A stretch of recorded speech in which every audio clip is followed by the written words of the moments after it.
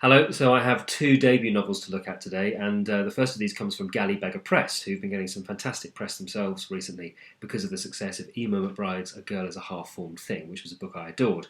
Very excited, therefore, to see what they publish next. Even more excited when I found out it was going to be the debut novel from Jonathan Gibbs, who I have followed for a long time on Twitter because he always has fascinating things to say about books. Also has a blog and a design blog at The Independent, which is equally fascinating.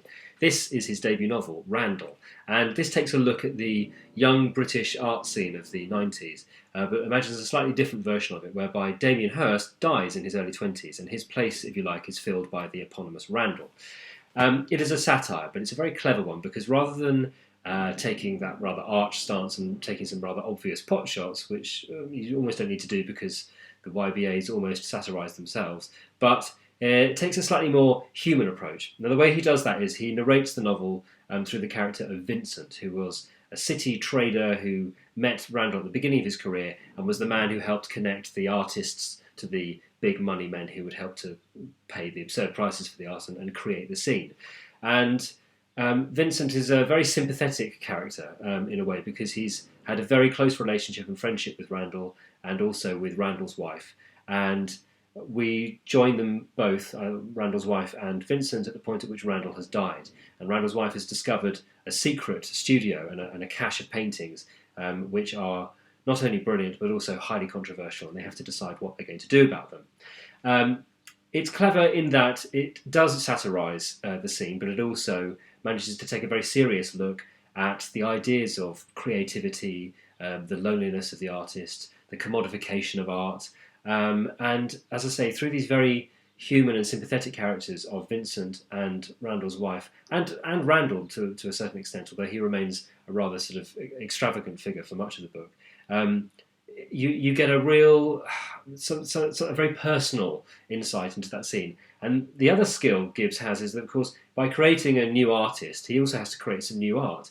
And I thought every single piece that he creates for Randall to have created was totally convincing in fitting in with that scene, but also in being an exciting work of art. And I think that is no small achievement in itself, and so he deserves huge kudos for that. I really, really enjoyed the book. It made me laugh, and it made me think, and it made me not cry, but it did make me feel very sympathetic towards these people. So lots and lots to enjoy there. A fantastic debut, and it'll be very exciting to see what he writes next. And then we have Young God by Katherine Faw Morris, which is published by Granta. As you can see, this book is quite slim. The pages have quite a bit of white space around them, and some of these pages only have a sentence or two, sometimes just a word or two on them. This book was originally 100,000 words, and Morris has edited something like 80,000 words out of the book, maybe not quite as much as that. That's the length of most novels, so it's an extraordinary thing, and obviously has a huge impact on the style of the book. It is set in America and follows a young girl called Nikki, who's 13 and whose mother dies at the beginning of the novel, and she ends up going to live with her father, called Coy Hawkins, who used to be the biggest coke dealer in the state and is a rather unpleasant character.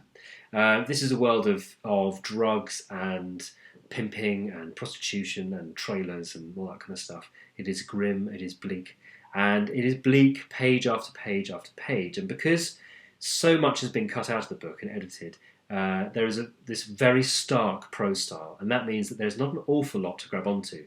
There isn't much in terms of character, there isn't much in terms of psychological motivation, there is an awful lot of plot.